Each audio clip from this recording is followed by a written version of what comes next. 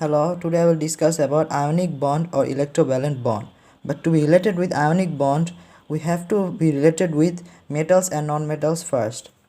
Sodium is a metal because metals are such thing which can gain stability by losing electrons. In sodium, the electron configuration is 281. If sodium loses this one electron from its outermost orbit, then it can gain stability. On the other hand, in chlorine, the electron configuration is 287. If it can lose this one electron left by the chlorine, then it can gain stability. So you have already understood that those things which can gain stability by losing electron are metals, and those things which gain stability by grabbing electrons are non-metals. Ionic bond is the bond between metals and non-metals. Here there will be an ionic bond between sodium and chloride and will form sodium and chlorine and from sodium chloride. In case of sodium, the number of electron is 11. Here will be 2 electron in the first orbit, 8 electron in the second orbit, and 1 electron in the outermost orbit.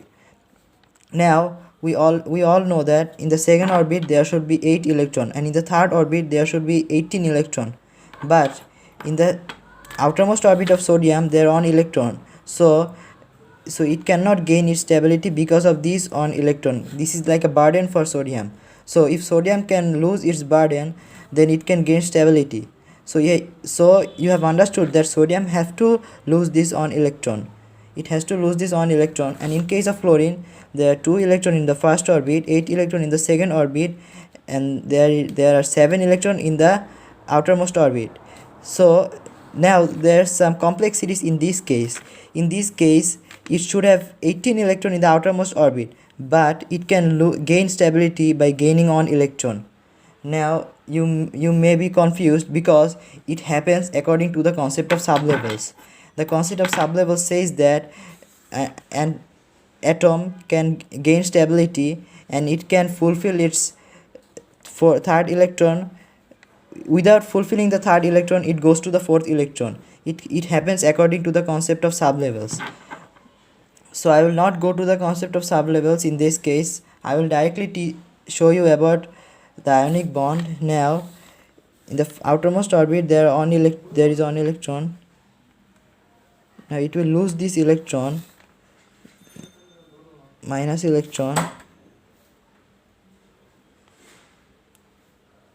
and it will gain the electron left by the sodium. As a result, there will be bond between sodium and chlorine.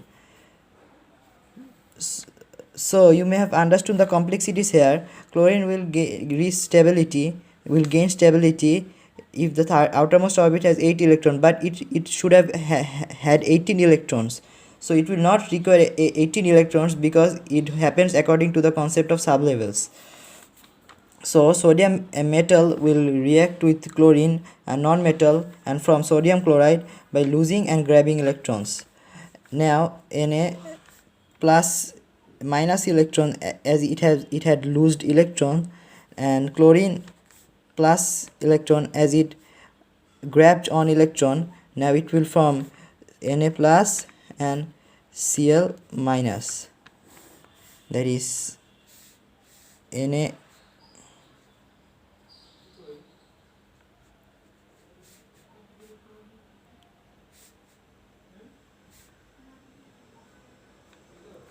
so it formed sodium chloride.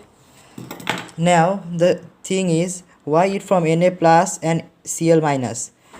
By grabbing electrons, metals becomes positively ionized, and by losing electrons, metals becomes positively ionized, and by grabbing electrons, non-metals becomes negatively ionized. As a result, sodium became positively ionized and chlorine became negatively ionized and formed sodium chloride.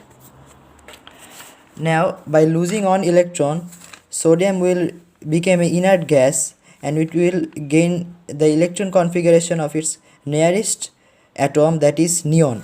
And chlorine, by grabbing 1 electron, it will gain the electron configuration of its nearest atom, that is argon. And sodium will have 10 electrons and chlorine will have 18 electrons. So inshallah I have made you understood about this topic, and I don't know you have understood or not, please subscribe to my channel.